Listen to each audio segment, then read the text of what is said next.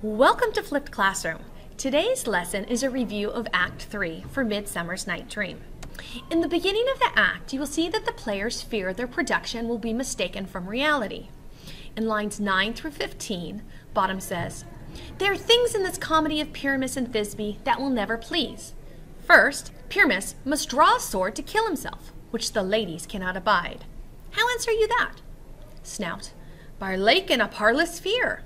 Starveling says, I believe we must leave the killing out when all is done. In this scene, the characters are fearing that the royalty will punish them if their play is too realistic. This is ironic and comedic because the audience expects a play, so it's ridiculous for them to fear that the lion would be dangerous or the swords are real. Also ironic and comedic because Bottom is a bumbling, inept fool. None of the cast would be able to carry out realistic roles in the manner that an audience would be fearful. Who is Bottom? He's a blustering know-it-all. He over-exaggerates his roles. He misuses words, creates awkward speech patterns. He's sincere and eager to do well, yet he's constantly making a fool of himself through both his language and his performance. The purpose of his character is to delight the audience and make them laugh in his mishaps. But it's also that they foreshadow even more chaotic entertainment upcoming in the play. At this point in your books, you should find examples of where Bottom is behaving like an inept fool. In the next part of Act 3, Puck catches a glance of the players practicing their role. He perceives them as country folks in their dress and mannerism. Then, he transforms Bottom's head into a donkey's head due to Bottom's inept performance as Pyramus. Puck says, "What hempen homespuns have we swaggering here, so near the cradle of the fairy queen?" "What? A play? Well, I'll be the auditor. An act or two, perhaps, if I see cause." So in that part, he's describing them as homespun, and he says he's going to criticize the play, and even if he needs to be, he'd be an actor. The next part, we see Bottom mispronouncing words. Odorous, savorous, sweet, so hath thy breath, my dearest Thisbe dear. But hark a voice! Stay thou but here a while, and by I will to thee appear. Puck, noticing that he mispronounces words and over-exaggerates, says, "A stranger Pyramus than ever played here," Bottom says. So then Puck leaves and returns with Bottom's head changed into an ass. Bottom doesn't even know he looks like this, and he says, "If I were fair, Thisbe, I were only thine." Fair meaning beautiful. Quince screams, "Oh, monstrous! Oh, strange! We are haunted! Pray, masters, fly, masters, help!" Clearly, Quince is afraid of this transformed Bottom, and Bottom has no idea and continues to think he's beautiful. This is the part of the act where Shakespeare does a play on words with a pun. The word ass has multiple meanings. It literally means a donkey, but it also describes Bottom's asinine behavior because he's foolish and behaves in a stupid way. He's made into an ass, but it suits him perfectly, both in name and behavior. Puck says, "I'll follow you, I'll lead you about around, through bog, through bush, through brake, through briar. Sometimes a horse I'll be, sometimes a hound, a hog, a headless bear, sometimes a fire, and neigh and bark and grunt and roar and burn like a horse, hound, hog, bear, fire at every turn." He leaves, and Bottom is still confused. He says, "Why do they run away? This is knavery of them to make me afraid." When Snout comes back in and sees that Bottom's confused that everybody's running away, he says, "Oh, Bottom, thou art changed.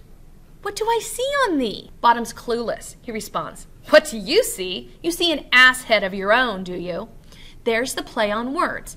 It's Bottom who actually looks like an ass and has the ass head on, and he accuses Snout of behaving that way.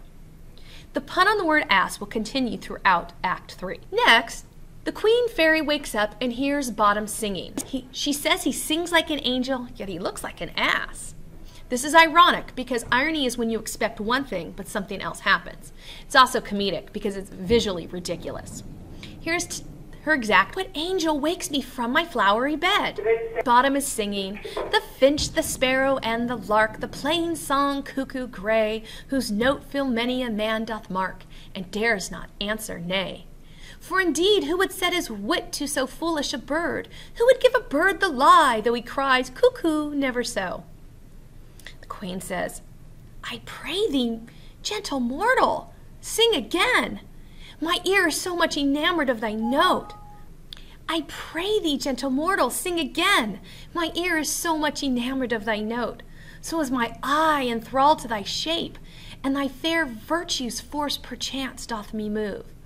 On the first view say, to swear, I love thee. Then we'll see Bottom turn from a fool to a philosopher. When the Fairy Queen vows her love for Bottom, he makes a keen and profoundly insightful observation about his love and character. He comments that there's no logical reason for her to love him. This is funny because of their physical differences, and also ironic because Bottom has such a high opinion of himself. He should be saying, why wouldn't the Queen fall in love with me? Methinks, mistress, you have little reason for that, and yet to say the truth, reason and love. Please come to the front office. Will Austin to the front office. Reason and love keep little company together nowadays. The more the pity the some honest neighbors will not make them friends. Nay, I can gleek upon occasion. Thou art as wise as thou art beautiful. Oh, not so, neither. But if I had wit enough to get out of this wood, I have enough to serve my own term. Eventually, Bottom adapts very well to the fairy world. One reason is because the fairies dote upon him. They feed his ego and give him all the attention that he so much seeks. Ironically, he acts less of an ass since being transformed into an ass. Ironically, he acts less of an ass since being transformed, and his behavior creates a harmony with others. This is the first harmony or balance we begin to see in the play. Keep in mind the following questions when you're reviewing Act 3. Thank you for joining me today in Flipped Classroom.